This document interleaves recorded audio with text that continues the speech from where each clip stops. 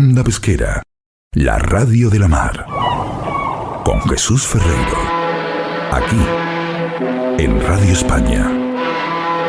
Están ustedes a bordo de Onda Pesquera, la radio de la mar. Transmitimos a través de Radio España y desde la cabina Marconi de este buque informativo que aquí comienza su singladura de hoy. Bienvenidos a bordo. Bienvenidos a bordo de la radio de la mar. Onda Pesquera. Onda pesquera al aire quiere ir contigo a acompañarte en nuestra singladura, en este diario viaje, comunicando vida, llenando ausencias, quiere acercarte a quien en la distancia te siente tanto esperando estar. De frente, Onda Pesquera. Existen tres clases de hombres: los que viven, los que mueren y los que están en la mar. Contra viento y marea, sin miedo al temporal, navegamos unidos, la gran familia de la mar. Desde la ciudad de Santander y a través de Radio España, estamos transmitiendo para los 7 mares y los 5 continentes Onda Pesquera, la radio de la mar. Nuestro barco es la radio, navegamos unidos, la gran familia de la mar. Navegamos unidos, la gran familia de la mar.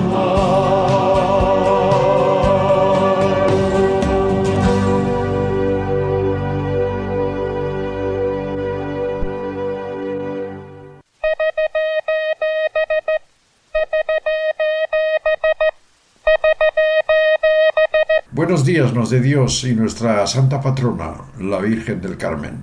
Este es nuestro programa de Onda Pesquera, la radio de la mar, número 6265, 28 de la actual temporada. Y corresponde a hoy lunes, día 26 de junio del año 2023, festividad de San Pelayo de Córdoba y de San José María Escrivá de Balaguer. Transmitimos a través de Radio España, la emisora número 1 de la radiodifusión española, y lo hacemos a través de sus plataformas Seno FM, Google Podcast, Spotify o Google radioespaña.es.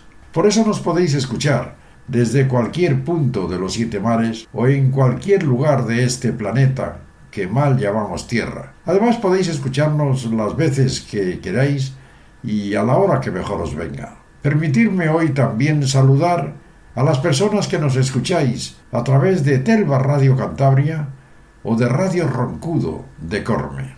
Un día más, naturalmente, quiero agradecer especialmente a todos los que nos escucháis a bordo de vuestros barcos, lejos de sus seres queridos, y en zonas lejanas, por el norte desde las Islas Malvinas y por el sur en aguas de Sudáfrica. Gracias por escucharnos, por llamarnos, por enviarnos vuestros controles de sonido. Muchísimas gracias. Hoy van a embarcar con nosotros Rafael Lobeto, es director general de la Marina Mercante, creador de Salvamento Marítimo español y secretario general de la Fundación Cousteau, Unión de los Océanos, y Fundación Titanic, con quien deseamos comentar la diferencia entre los equipos de salvamento marítimo español y el servicio de guardacostas norteamericano y su despliegue increíble para encontrar los restos del sumergible Titán. También estará con nosotros Moisés Pires, uno de los mejores y más prestigiosos buzos de la Unión Europea, con quien hablaremos del accidente mortal de los 5 tripulantes del sumergible Titán. Begoña Merino intentará hablar con Christopher Regan, de Liverpool, que es bisnieto de Tomás O'Connor, uno de los pasajeros del Titanic que murió en el naufragio a los 39 años. Como, a pesar de estos tristes acontecimientos, no queremos ni debemos olvidarnos del sector pesquero, para eso vamos a hablar con Enrique López Vega, es presidente del puerto de Vigo, es consejero de pesca y representante de España en la Unión Europea. Con Javier Garat, desde La Coruña, queremos hablar de una cosa curiosa.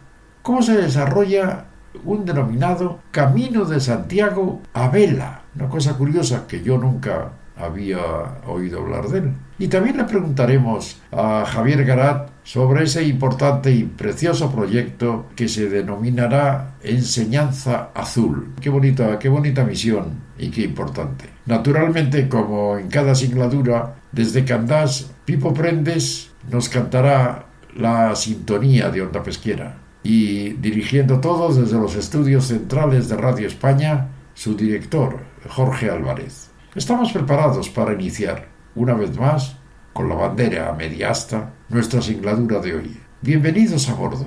Arriamos cabos, babor y estribor de guardia, sala de máquinas, avante toda. Pipo Prendes, cuando quieras. Onda pesquera al aire quiere ir contigo a acompañarte. Buenos días, Rafael. Buenos días, Jesús. Un placer oírte como siempre. ¿Qué opina Rafael Lobeto de los medios de guardacostas despegados para intentar recuperar algo que era irrecuperable, que es el sumergible Titán? Hoy el Departamento Administrativo de Guardacostas de Canadá ha valorado la operación en casi 12 millones de dólares. Rafael, ¿cómo es posible por qué se producen esas grandes diferencias? ¿Por qué no tenemos en Europa un servicio de guardacostas? Buenas preguntas, Jesús. Para los europeos deberían ser completamente inadmisibles. ¿Cómo es posible que el modelo mundial de guardacostas sea el de Estados Unidos, el de Canadá, el de Japón, y Europa no tenga guardacostas? ¿Cómo es posible que si la sensibilidad ciudadana europea quisiera salvar a los del mini sumergible, a estas personas que descansen en paz en el fondo del océano porque han querido ver el Titanic y han pagado por ello y han bajado y han pagado con sus vidas, o sea que es una curiosidad, nosotros no pudiéramos salvarlos? Bueno, los franceses han enviado al Atalanta y tal, pero realmente nosotros no tenemos la capacidad conjunta de los Estados Unidos y de Canadá, la disposición, la organización, los millones. Entonces, muy buena pregunta, Jesús. ¿Por qué los europeos que hemos ido, estaban los indios jugando a los indios cuando nosotros ya teníamos barcos, estábamos descubriendo el mundo y ahora resulta que los indios somos nosotros y los vaqueros tienen los mejores medios? Esto es inasumible cuando acaban de aparecer dos accidentes. Uno con 600 que no atendió nadie en el corazón de Europa, en el medio del Mediterráneo, de nuestro lago, y los otros en Marruecos. Unos porque los servicios occidentales de Europa no funcionaron, no se sabe si los griegos, los de todos, ¿qué más da? Los europeos.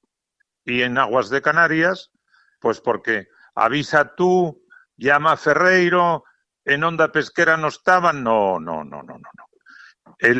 Mis instrucciones eran, usted salva a la gente y luego ya discutiremos por los canales diplomáticos, porque la colaboración entre los servicios de Marruecos y los de España siempre fue paradigmática. ¿Por qué no lo es ahora? ¿Qué está pasando? Ferreiro no estaba con Onda Pesquera. Onda Pesquera es imprescindible. ¿Por qué si no los ciudadanos no se enteran de lo que está pasando? No analizan. Los europeos y los españoles no saben que nos están engañando. Y como no queremos que muera la gente, no sé si habría que gastar todos esos millones para rescatar a los que quisieron ir a ver al Titanic. Pero estoy seguro de que no pueden morir cada día personas humanas, vecinos nuestros de África, porque no funcionemos nosotros. Eso lo sé seguro. Lo primero Y la conclusión sería, ¿puede nuestra conciencia, nuestra dignidad, nuestro honor soportar que se gasten millones para bajar a buscar 5 personas y no se haga nada con miles de personas que ni se cuentan y que se van al océano? Mi respuesta personal es no.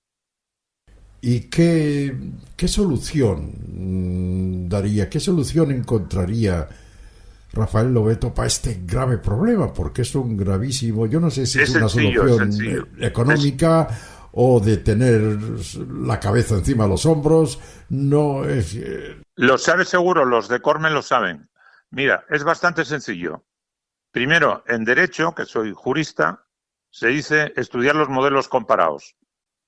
¿Qué es lo que tienen los demás desde Boston, desde toda la costa? ¿Cómo lo hacen? ¿Cómo se protegen los americanos? Una opción. ¿Cómo se protegen los suecos? ¿Cómo se protegen los griegos? ¿Cómo se protegen los japoneses? ¿Cómo se protegen los canadienses? Y lo pintas de los colores que quieras. Por ejemplo, a mí me gustan los colores de uno de los países más artistas del mundo, que se llama Italia. Pero puede haber gente que lo quiera pintar de color chino. Bueno, esto lo podemos discutir. O sea, se llama sistema de guardacostas. Pero con perdona Rafael, con esa comparación que me acabas de hacer de los colores, ¿quieres decir que el salvamento marítimo de Italia es perfecto para ti o no? No, no es perfecto porque hay un gobierno ahora que ha convertido, por culpa de las personas más centradas como yo no soy un extremista, solo soy extremista en defensa de la democracia, de los valores y tal, pero en el resto soy pactista. Entonces, como no estamos de moda los que piensan como yo, pues entonces aparece Donald Trump con soluciones o los que lo siguen. En Italia ahora hay un gobierno donde tiene muchas dudas que deberíamos ayudarla a despejar, porque por supuesto no es posible que venga todo África a la vez. Yo no estoy diciendo eso. Estoy diciendo que hay que actuar sobre África para que no tengan que morirse de hambre y venir las mujeres y los niños, es lógico esto. Hay que actuar sobre el terreno allí, hay que actuar sobre los medios de contención previos para evitar que se mueran. Lo que no podemos aceptar es que se mueran. Y colocadas las piezas para si hay que salvarlos o no, la respuesta es inequívoca, la tuya y la mía. Salvarlos, porque han fallado el resto de los mecanismos. ¿Cuál es el problema? Políticas, 0. Respuestas, 0. Inapropiadas. ¿Y cuál es la vergüenza? ¿Cuál es la sensibilidad de los medios de comunicación y de los ciudadanos? Todo el mundo colgado con el minisubmarino. Y con el otro, y con los 600 muertos de aquí, es que no son hijos de Dios, sean blancos, negros o amarillos. ¿Esto qué importa? Para empezar, en el minisubmarino iban de todos los colores, por cierto. Ay, Dios mío. Es lo que yo siempre me saca de quicio. Oye, ¿tú crees que es momento, Dios, es que ya está bien de exigir responsabilidades políticas? Siempre. Por lo mal que está funcionando el salvamento marítimo en nuestro país. Pero, bueno, es que dicen que funciona bien. Bueno, vale, pues y como no le importa a nadie, los partidos no dicen nada de esto. Hay que ver qué dice el PP, hay que ver qué dice el PSOE, hay que ver qué dice todos, qué es lo que dicen. Y si no dicen nada, ¿cuál es la cuestión? ¿Por qué siguen entonces? Bueno, estarán enamorados de tu Titanic y del mío. Pero esto no es aceptable. Porque van a volver a morir. Escucha, están muriendo cada año muchos más que los 1.500 del Titanic. ¿Y cuál es la respuesta? La respuesta es 0. O sea, la respuesta Lobeto, lo que hemos hecho hace 30 años. Pero es que Rafael Lobeto dice que lo que hemos hecho 30 años no vale para lo de ahora. No valen los barcos, no vale la tecnología, no vale la operativa, no vale el sistema orgánico, no vale. ¿No vale? ¿Qué vamos a hacer? Pero fíjate yo diciendo que no vale lo mío y los otros que sí que vale, según ellos. Un momento, vale porque ha salvado casi 1 millón de personas, pero es que ahora está muriendo Vamos a llegar a Claro, otro guión. pues Entonces, yo no claro, puedo aceptar claro, esto, y pues tú claro. tampoco, ni nadie en su sano juicio. Claro. Mira lo que te cuento. No hace mucho tiempo un presidente de gobierno de nuestro país fue a hacerse la foto en la inauguración de un remolcador de salvamento marítimo. Y lo que más le maravilló y le gustó y le encantó es que resulta que el remolcador atraca solo en el puerto. Le manda leches también eso, ¿eh?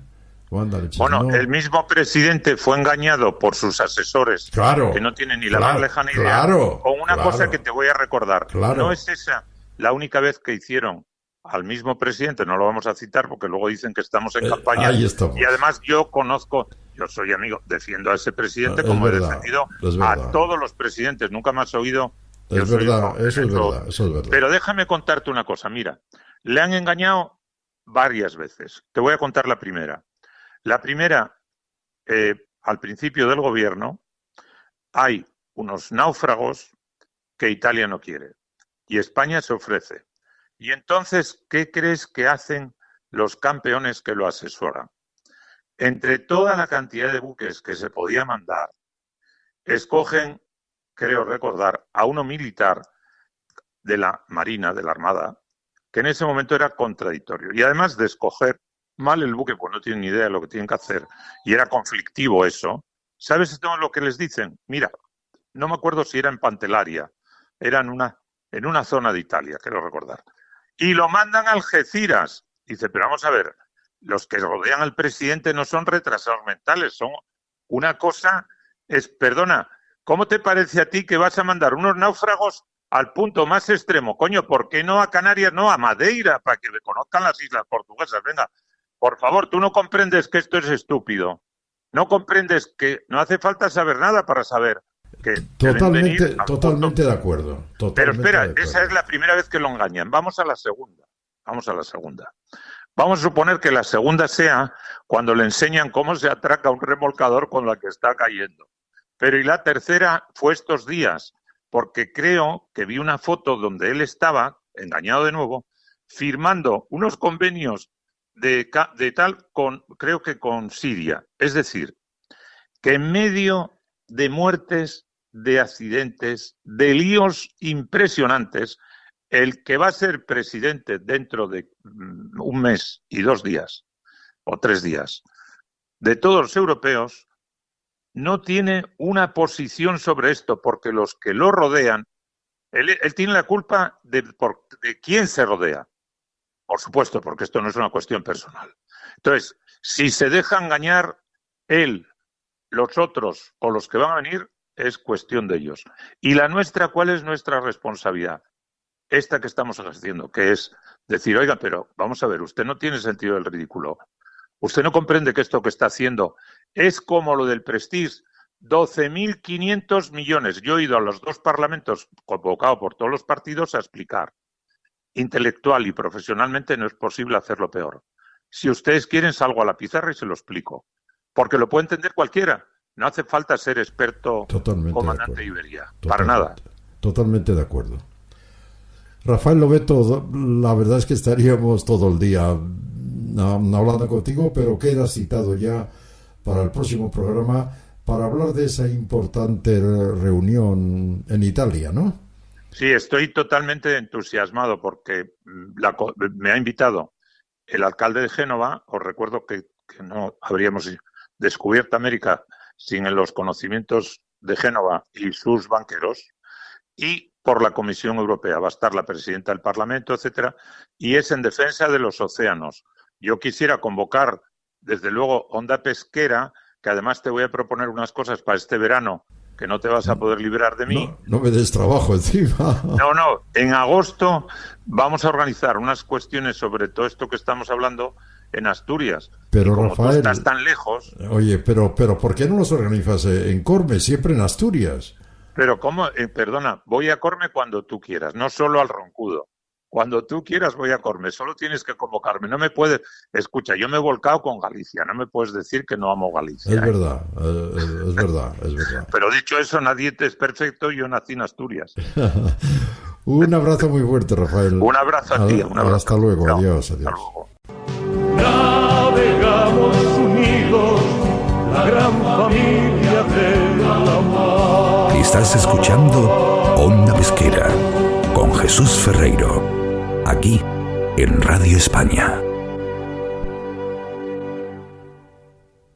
Buenos días, Moisés. ¿Qué tal estamos?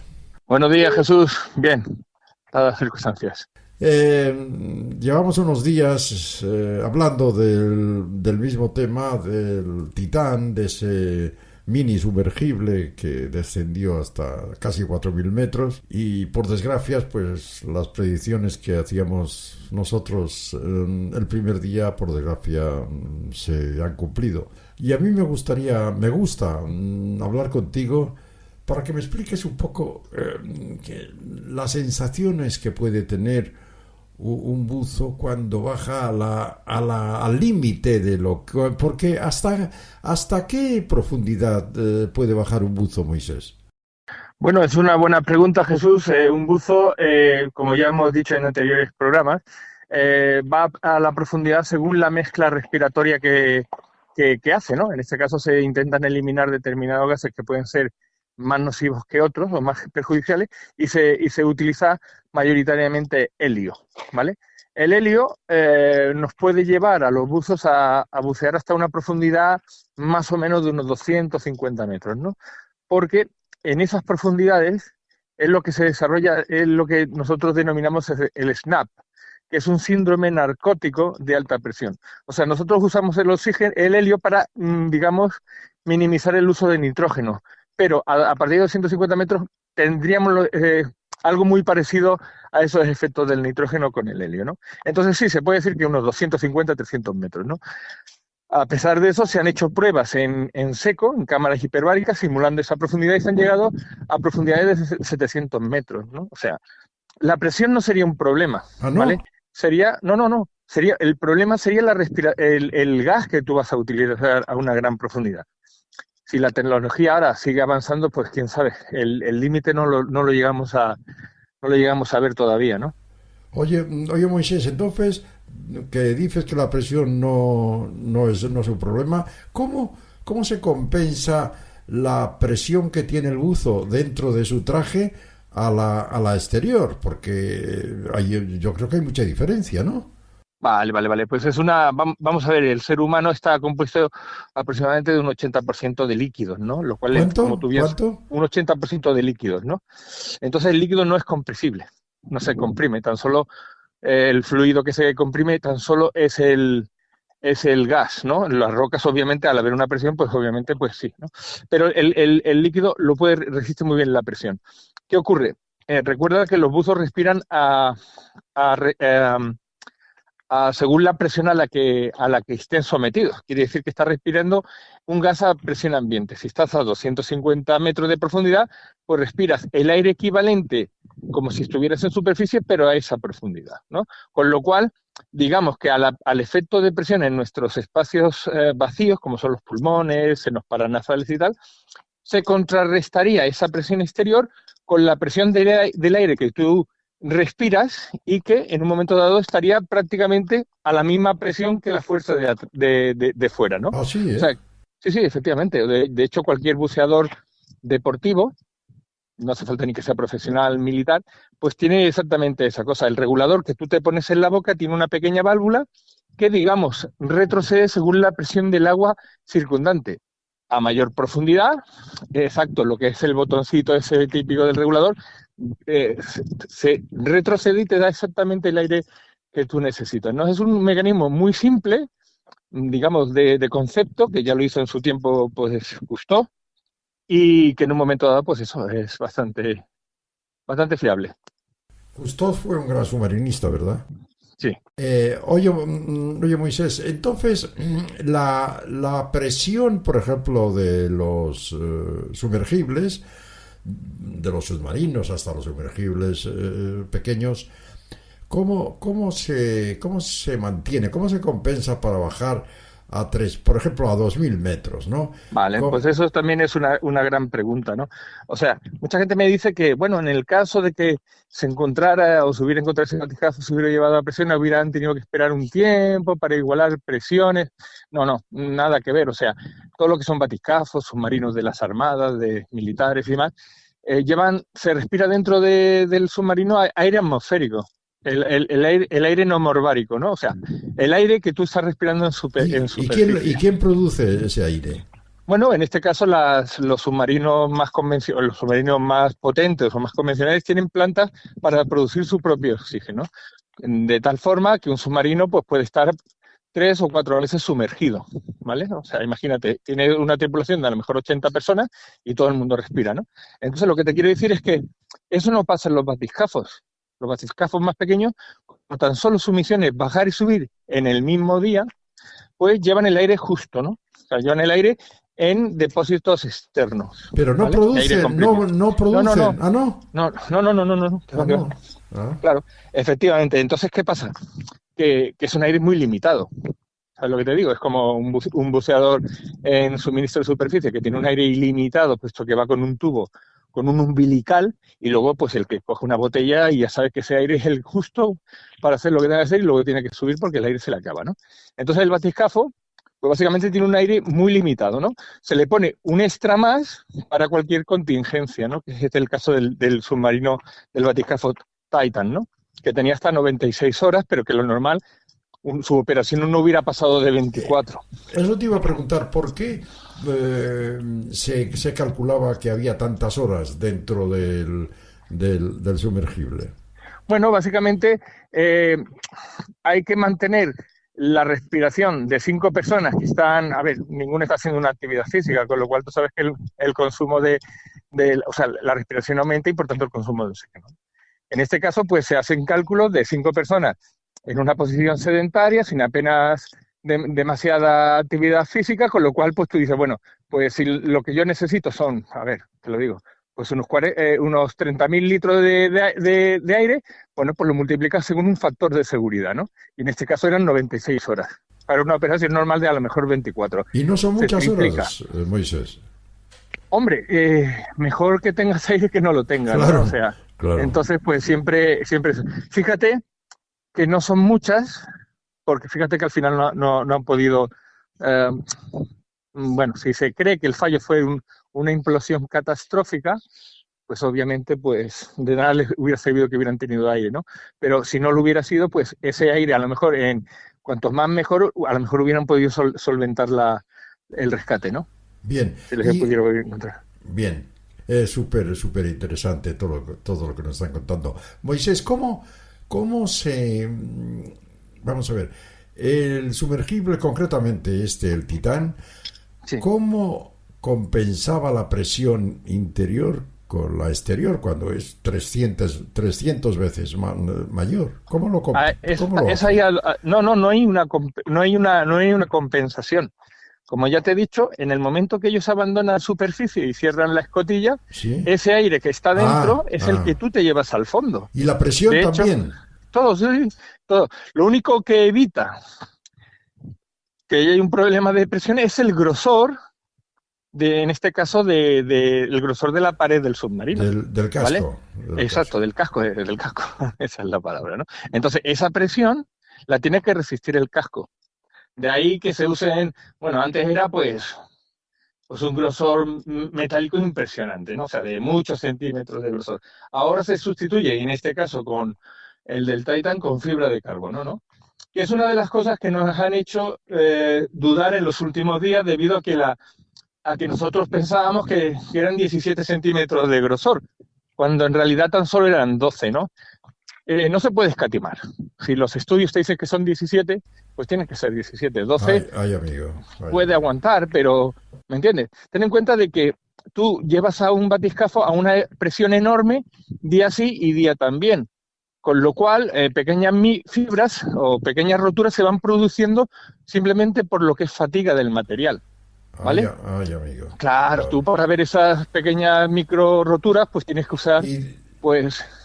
Sí. ¿Y tú crees, Moisés, que ese ha sido el problema? Porque estaban sin energía, no había comunicaciones, no tenían luz, pero no tiene nada que ver con la implosión. Bueno, la verdad es que no creo, o sea, Pasadas unas horas, uno de los aviones de guerra antisubmarina, un P-3 Poseidon, escucha unos golpes en el fondo. No, pero esos golpes, Moisés, tú y yo sabemos, por lo menos yo así lo dije, que para nada procedían Efectivamente, pero para nada. Vamos. sí, claro. En el caso de que hubieran tenido su origen, ¿no?, que es lo que nosotros intentamos desestimar, la implosión catastrófica no hubiera sucedido, puesto que esos golpes tuvieron que ser originados, en ese caso, por alguna tripulación. Pero obviamente, si encuentras ahora los restos, la pregunta es, ¿en qué momento del descenso se produjo esa implosión catastrófica, ¿no? Esa es una buena pregunta. Claro, efectivamente. Entonces lo que tenemos que ver, ¿qué es lo que ha sobrevivido? Digamos, ¿cuáles han sido los restos que... Obviamente los restos que han soportado, pues es el tren, digamos, de aterrizaje del batiscafo y parte de la sección de popa, ¿vale? Sí. Yo creo que la explosión, creo yo, porque hasta que tenían comunicación, pues supongo que irían hablando e informando al buque nodriza de por dónde iban y tal. Y además los restos están muy cerca de los restos del Titanic. Bueno, claro, ese era el objetivo. El objetivo era una expedición entre los restos del Titanic, manteniendo obviamente una distancia de seguridad, ¿no? La comunicación se interrumpe a la hora 45, cuando normalmente son 2 horas de descenso a unos 24 metros por minuto, ¿no? Entonces, ¿qué ocurre? Se pierde totalmente el contacto. ¿Se pudo haber producido esa implosión catastrófica? No lo sabemos. Todo llega a apuntar ahora que sí. Pero no, sí. No a esa distancia, ¿eh? No, efectivamente. O sea, de lo que se trata es de delimitar o de saber cuáles fueron las causas que produjeron esa ruptura de contacto con el barco nodriza. Te lo digo, Moisés, que la implosión debe haber sido casi a unos metros por encima del suelo, porque los restos están poco esparcidos, o sea, están cerca unos de otros. Efectivamente. Que eso da la impresión de que la implosión ha sido muy cerca del fondo. Efectivamente. De hecho, eso es una muy buena prueba, porque ten en cuenta que en el momento de que estén más agrupados es porque el contacto ha sido más próximo a la superficie, ¿no? Efectivamente. Claro. Ahora, pienso que con posteriores inmersiones de aparatos con robots de orientados en remoto, pues entonces ya empezaremos a mirar y empezaremos a atar cabos, ¿no? O sea, la idea es ver en qué situación se encuentra, si sí o si no se pueden llegar a encontrar los cuerpos de los fallecidos, y bueno, pues todo será un convenio de las próximas semanas, la investigación que se lleve a cabo, ¿no? O sea, no se delimita simplemente a encontrar los restos, sino a analizar el por qué ocurrió. Moisés, estamos hablando, según calculan las compañías de seguros en Estados Unidos y en Canadá, del coste de esta operación rondará los 12 millones de dólares. ¿Tú crees que si se pierden abajo 5 buzos, se haría el mismo despliegue? No, obviamente no.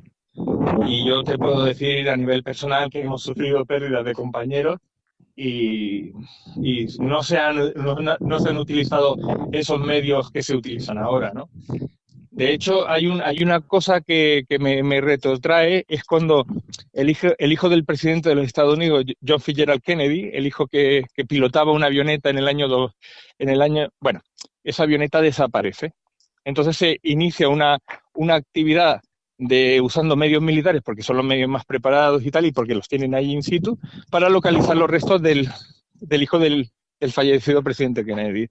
Esa operación en su día fueron $700 millones. Entonces, claro, por supuesto, la vida humana no tiene precio y hay que encontrar, cueste lo que cueste, los cuerpos de las personas. Sí, pero de todas las personas. De todas, exacto. Es a donde yo quiero llegar. Entonces, el por qué unos sí y otros no, es una cuestión de, no sé, de audiencias, de mediáticas, ahí ya no entro yo, lo mío es hablar mucho técnico y poco político, ¿no? Pero sí, digamos que no debería de ser, debería ser todos por igual, ¿no? Moisés, ha sido desde luego para mí una charla súper interesante. Contigo siempre aprendo muchas cosas Y yo contigo, Jesús. y nuestros oyentes seguro que lo han pasado por lo menos emocionados escuchándote porque lo has explicado muy bien. Un abrazo muy fuerte, Moisés, y hasta la próxima. Hasta la próxima, Jesús. Onda pesquera al aire quiere ir contigo a acompañarte. Un tema importante en el sector pesquero, sin ninguna duda, es la renovación de la flota. Yo me coloco en la piel de un armador o de una empresa que se dedica al tema de la pesca y los barcos se me están quedando, entre comillas, mayores, por no decir viejos, y tal como está el panorama, ¿qué hago? ¿Invierto dinero? ¿Sigo construyendo? ¿Reparo los viejos? ¿Qué hago con la renovación de la flota? Bueno, pues esta respuesta, naturalmente, la tiene que tener nuestro buen amigo Enrique López Veiga. Don Enrique, buenos días. Buenos días, ¿qué tal? ¿Qué hago yo con mi barco viejo? Vamos a ver, lo lógico es que cualquier medio de producción esté dotado de las últimas novedades en la tecnología, tanto para las capturas como para la habitabilidad y las condiciones adecuadas laborales a bordo, ¿no? Si no, si no hacemos esto, la juventud está rechazando ir al mar y eso es un problema mayúsculo. O sea, eso una. Otra es que la renovación tira de los astilleros y de toda la economía, ¿no? El problema está en que la Comisión y muchos organismos internacionales siempre dicen, no, pero es que eso aumenta la capacidad de pesca. Y digo, bueno, perdone usted, o sea, son dos cosas distintas.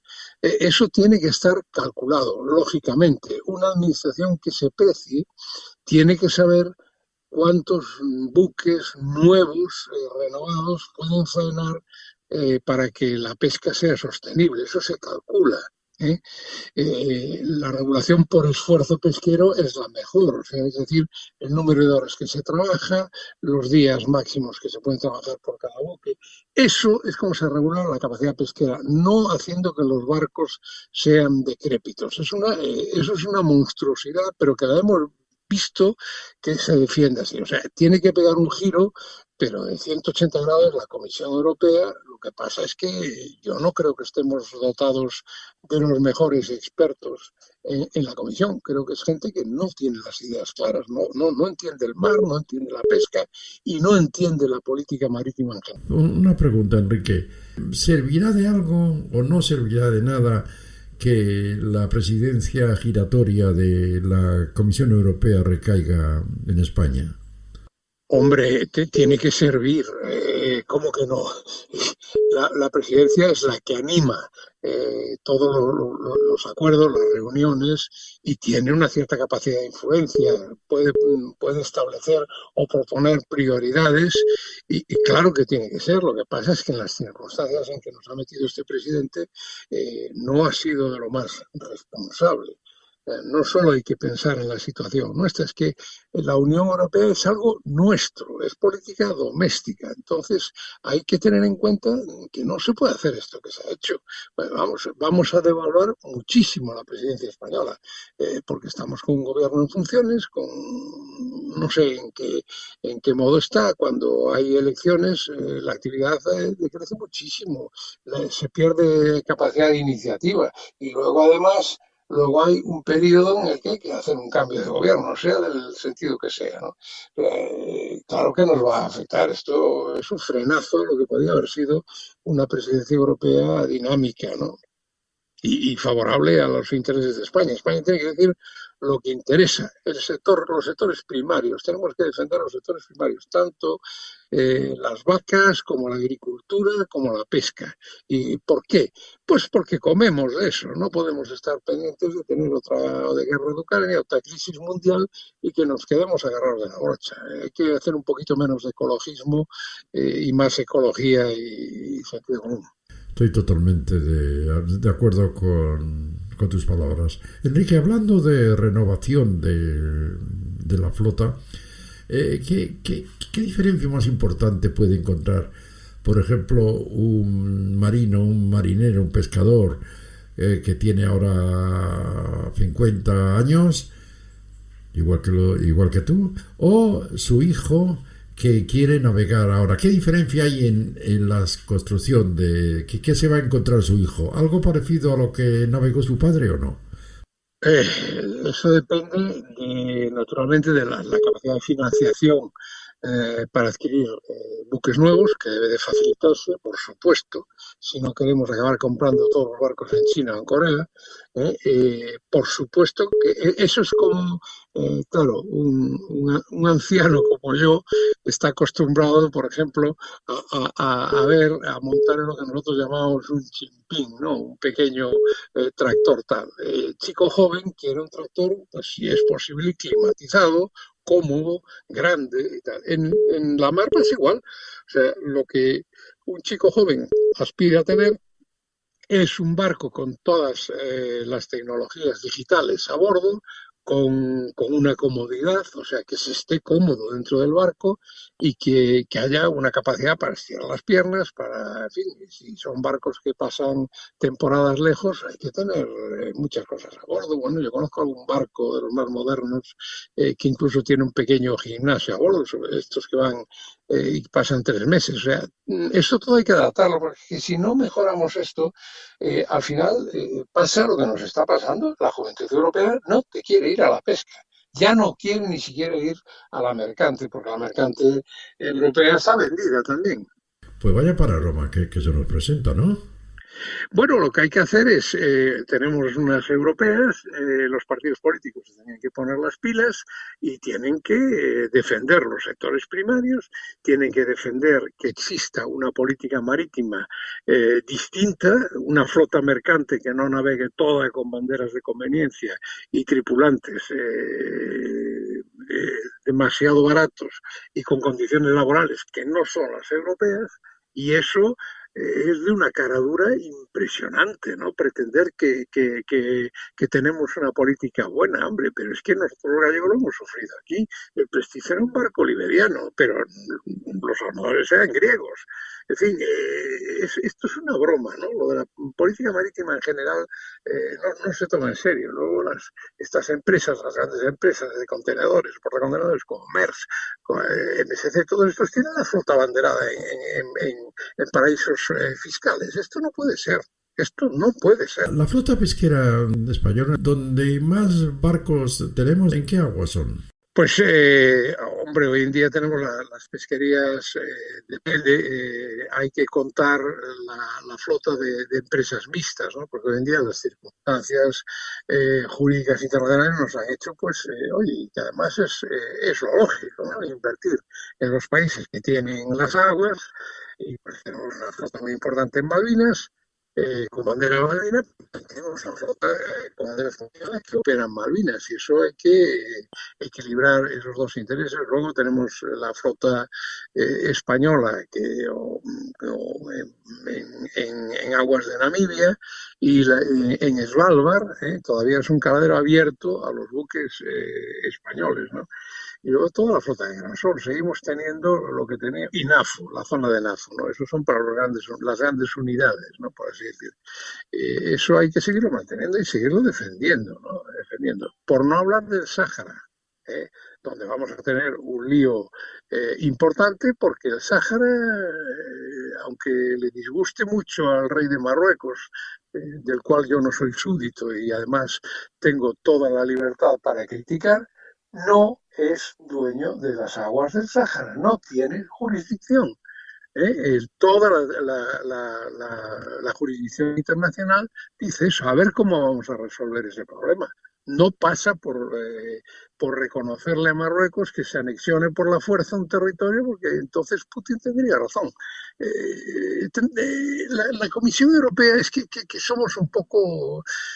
hay que ser coherente, ¿no? Y con lo que se defiende. Y defender el fuero, el huevo también, pero el fuero. Porque sin el fuero no se defiende el huevo. Es verdad, es verdad.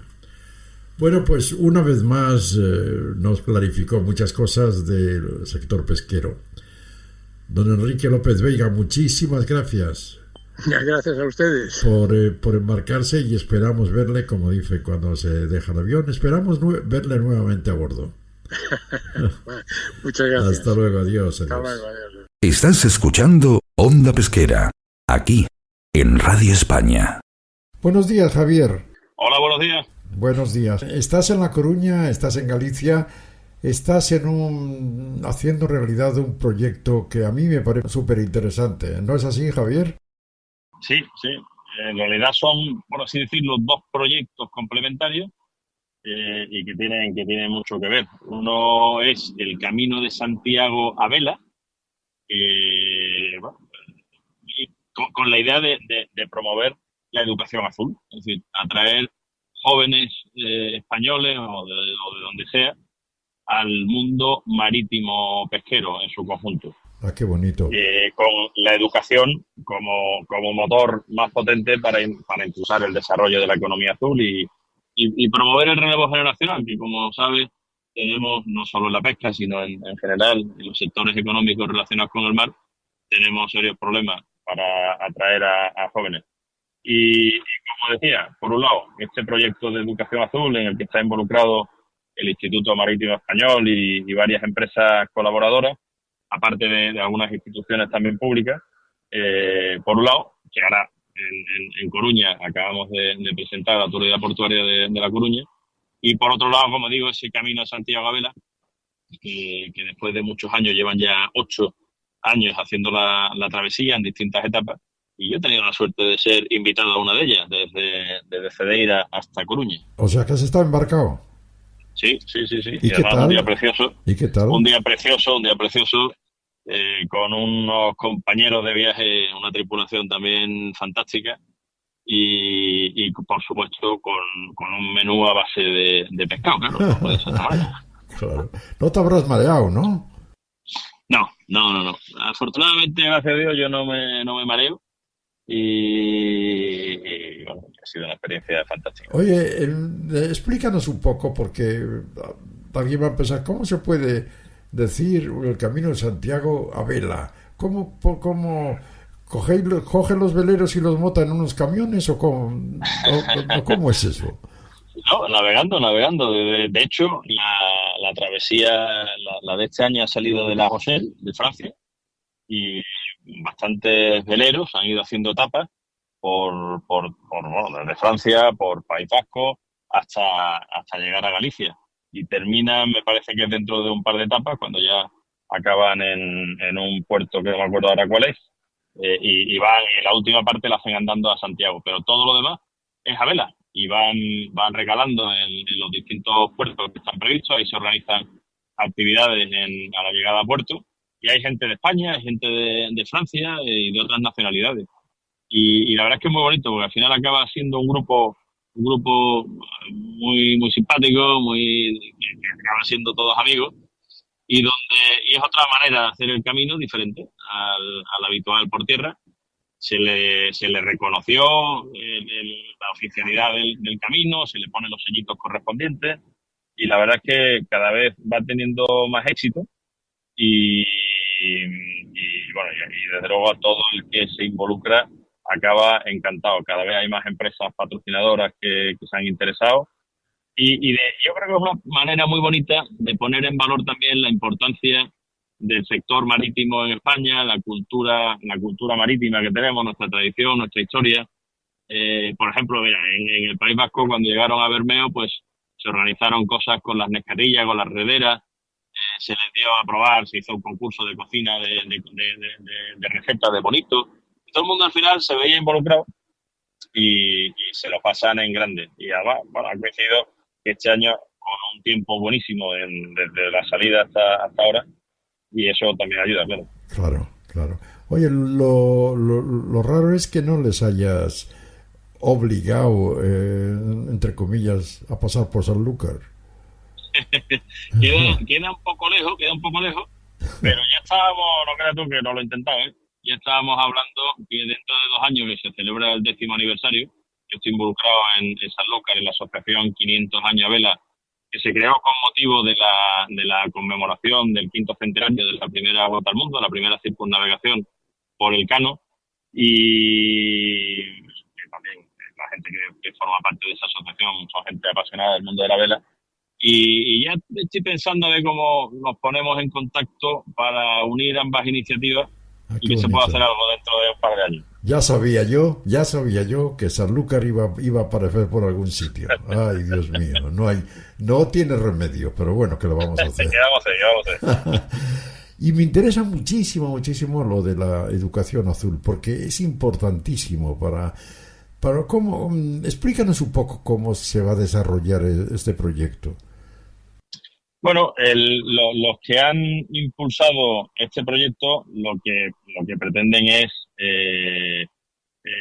hacer un proyecto integrador, transversal, de los distintos sectores económicos que están relacionados con el mar, y de lo que se trata es, por un lado, de dar formación sobre el mundo marítimo pesquero y también divulgación, el dar a conocer la importancia que tiene el sector.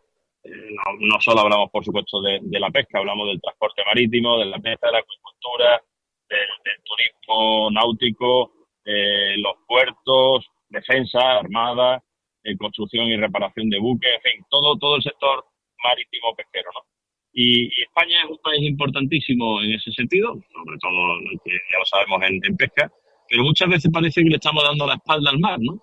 Y yo creo que es importante darle la vuelta a la situación porque forma parte de nuestra historia, de nuestra cultura, de los valores españoles, y eso no se puede perder. Y como tenemos problemas, como decía antes, de contratación de gente, porque la gente se está alejando cada vez más de estas profesiones, pues con educación, con empleo y con oportunidades de empleo y con divulgación, lo que se pretende es atraer sobre todo a los jóvenes, para que se den cuenta de la importancia que tiene y del futuro que tiene, porque es un sector con paro cero, ahí hay todas las oportunidades que tiene, y tiene una relación con la naturaleza, se viven unas experiencias increíbles y que además en general tienen buenas condiciones.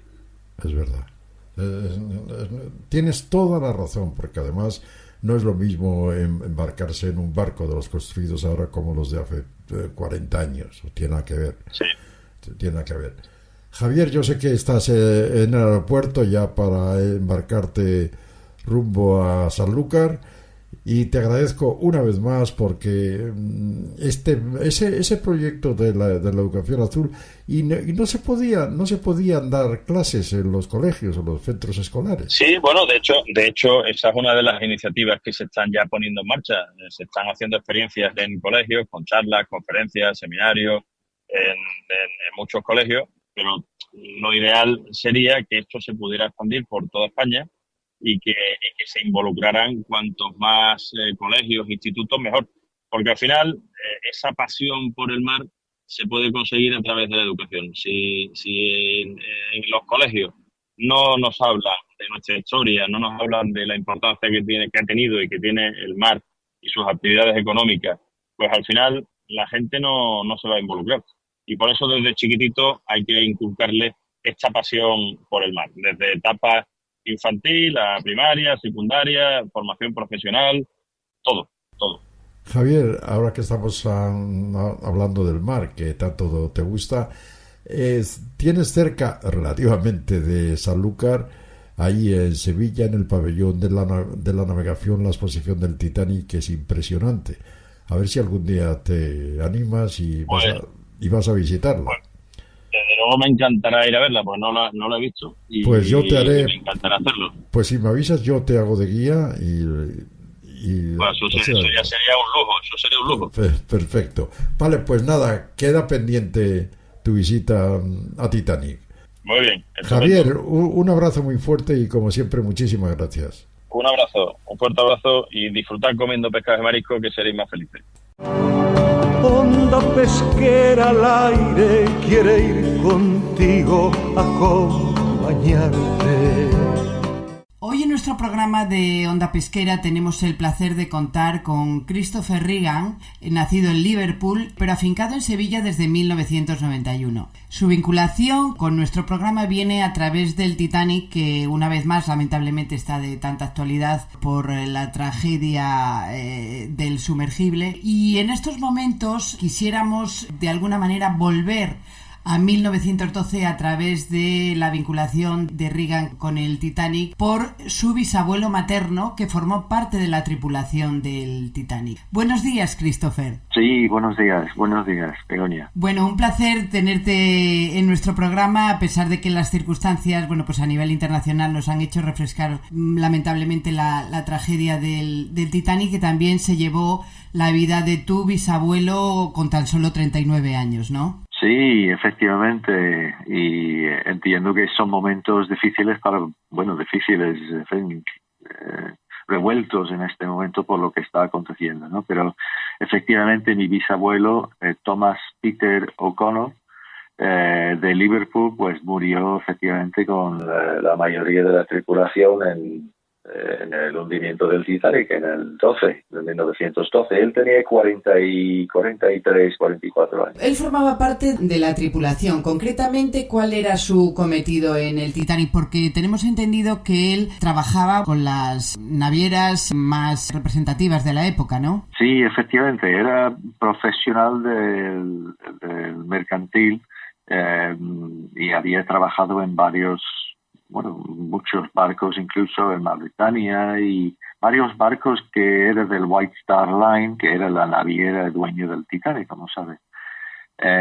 Y previo a subir a bordo al Titanic, a firmar por el Titanic, estuvo en el Celtic, que era otro gran transatlántico de la época.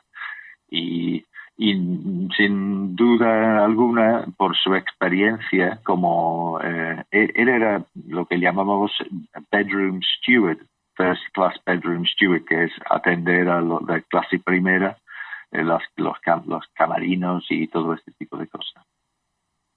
Y seguro que como por su experiencia de 20 años en los barcos grandes transatlánticos, eso le habrá valido para poder conseguir un trabajo en lo que era en aquel entonces la estrella de los mares. La estrella del mundo tecnológico, no solamente del mar, pero a nivel mundial, no tecnológico, el Titanic era no va más, ¿no? Era la referencia, efectivamente. ¿Y cómo, a través de tu madre y de tu abuela, cómo vivisteis vosotros esa historia? ¿Cómo te llegó a ti, con 2 generaciones por medio, esa historia de tu abuelo a bordo del Titanic? Pues yo creo que por 2 motivos. Primero, por una especie de casi negación. Yo recuerdo cuando yo era niño, en los años 70, mi madre, sabes que han hecho muchas películas sobre el Titanic. El último es el que ha hecho, parece, conquistado el mundo, pero antes había otros. Y yo recuerdo de niño viendo películas de Titanic en familia, en la televisión, ¿no?, el sábado por la noche, y mi madre no quería ver las películas y yo nunca entendía por qué. Hasta que ya de mayor pues empezamos a entender la situación, que su abuelo había sido uno de los que había fallecido, ¿no? Y en segundo lugar era por mis historias de mi padre, que visitó a la casa cuando estaba, digamos, de novio con mi madre, y que intentaba hablar, comentaba y nos comentaba a nosotros cómo era la viuda que él encontró en la casa de lo que era mi madre, ¿no? La viuda del Titanic. Y luego un hermano mío ha investigado el tema, decidió juntar todos los datos y hacerse aficionado, digamos, del mundo del Titanic, y ha hecho un relato que yo os podría enviar cuando queráis, y con gran detalle de toda la documentación y la historia con fe. Qué interesante, qué interesante. Uno, al ser descendiente de probablemente la tragedia, una de las más recordadas y rememoradas año tras año de la historia, ¿cómo se siente? ¿Cómo se siente uno de especial, vamos a decir, también desde la tragedia, desde la pérdida familiar, pero cómo se siente? se siente uno, yo creo que por una parte, muy orgulloso de haber tenido una persona relacionada con una historia tan relevante. Por otro, a mí me mueve mucho la idea de pensar en un hombre de 40 y pocos años, como tantos otros, sufriendo de aquella manera, ¿no?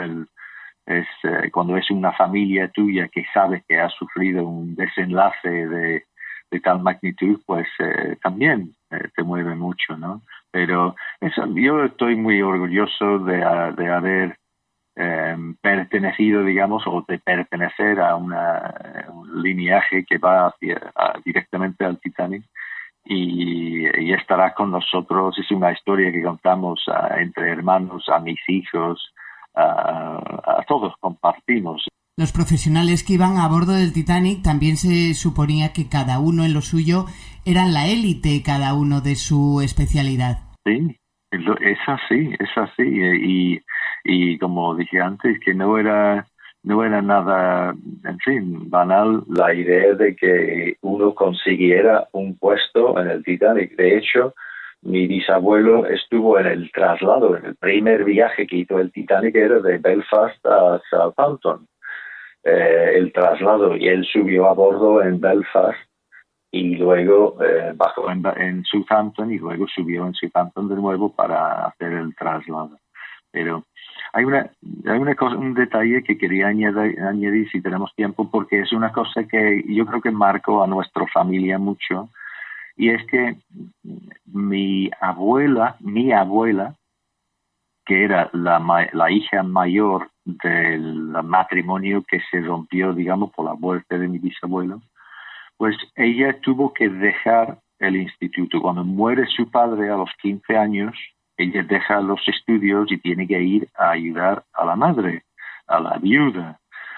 Y a pesar de que tenía grandes aspiraciones, era una mujer muy valiente, muy inteligente, y tenía ya conseguido una beca para ir y estudiar, en fin, mejorar sus estudios, avanzar en la vida profesionalmente. Y no pudo. Y como consecuencia, ella a mi madre, su hija, pues que la obligó a seguir estudiando hasta a nivel universitario. De hecho, mi madre fue farmacéutica porque su madre le obligó a seguir. Y eso marcó mucho, en fin, marcó mucho a nosotros, nos obligó todos a ir a la universidad y trataba la educación y la capacidad, especialmente de las mujeres, de tener una capacidad de ser independiente. Eso nos marcó mucho y marcó mucho su carácter, yo creo. Que de acontecimientos negativos pues vienen consecuencias positivas, o sea que sí, afortunadamente la vida tiene esas dos caras. Y ahora, Christopher, sí que quisiera, por último, preguntarte, como hemos dicho, estás afincado en Sevilla desde 1991 y viniste además a España con un proyecto relacionado con el pabellón de la energía de la Expo 92, y ya, ¿qué pasó? Que te atrapó España y te atrapó Sevilla. Sí, pues efectivamente. Y recuerdo el pabellón de la navegación en construcción, porque aquello yo llegué precisamente para hacer aquello. No en navegación, sino el pabellón de la energía. Y cuando yo llego para hacer mi trabajo, conozco a mi mujer a las pocas semanas de estar aquí, y en fin, el resto, digamos, como dicen, es historia. Aquí vivo felizmente en Valenciennes de la Concepción, mis dos hijos ya están mayores y hasta que yo me he jubilado ya. Estás en un sitio fantástico, seguramente que en una de las mejores ciudades del mundo para vivir por lo menos más alegres. Y además, curiosamente, cuando viniste a trabajar al pabellón de la energía de la Expo 92, muy cerquita, como tú bien dices, del pabellón de la navegación, donde ahora la Fundación Titanic exhibe la exposición Titanic de Reconstruction. O sea que la vida a veces hace círculos. Y la cerradura del círculo, de verdad, es que mi hija acaba de terminar la universidad en Liverpool. Es decir, que ella es sevillana, es de aquí, pero que ella estudió la carrera, acaba de terminar la carrera en la Universidad de Liverpool, que mira al muelle, al puerto, al edificio del White Star Line y al río Mersey, que es donde entraban y salían tantos barcos tan preciosos y impresionantes. Sí, ¿no? Sí. Bueno, pues la verdad que una serie de señales en la vida de vuestra familia y en la tuya propia. Pues Christopher, un placer inmenso haberte tenido en este programa y haber una vez más acercado a nuestros oyentes la historia del Titanic a través de buen legado de tu bisabuelo que falleció trágicamente en el Titanic, y también pues una lástima también que haya coincidido con otra nueva tragedia relacionada con el Titanic, pero bueno, la vida es así. Pues un abrazo enorme, Christopher, y un placer, como digo, tenerte en nuestro programa. Sí, muchísimas gracias y hasta la próxima, hasta pronto.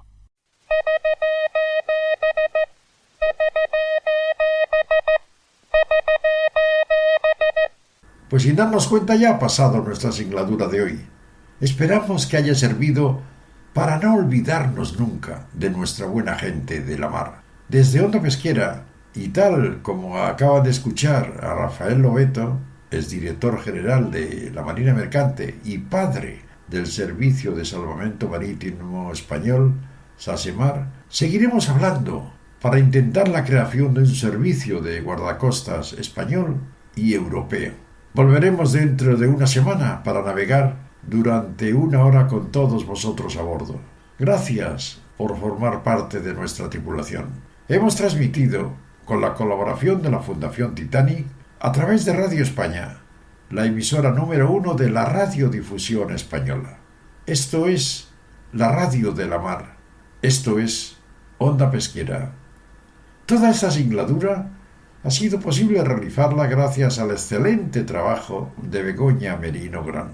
Hoy solo nos queda daros las gracias por acompañarnos en esta nueva singladura y reflexionemos en memoria de todas las personas que han perdido su vida en la mar. Recordémosles con la salve marinera. Salve, estrella de los mares iris de eterna aventura. Salve, oh fénix de hermosura, madre del divino amor. De tu pueblo a los pesares, tu clemencia dé consuelo. Fervoroso llegue al cielo, hasta ti nuestro clamor. Salve, estrella de los mares. Sí, fervoroso llegue al cielo, hasta ti nuestro clamor. Salve, estrella de los mares. Navegamos unidos, la gran familia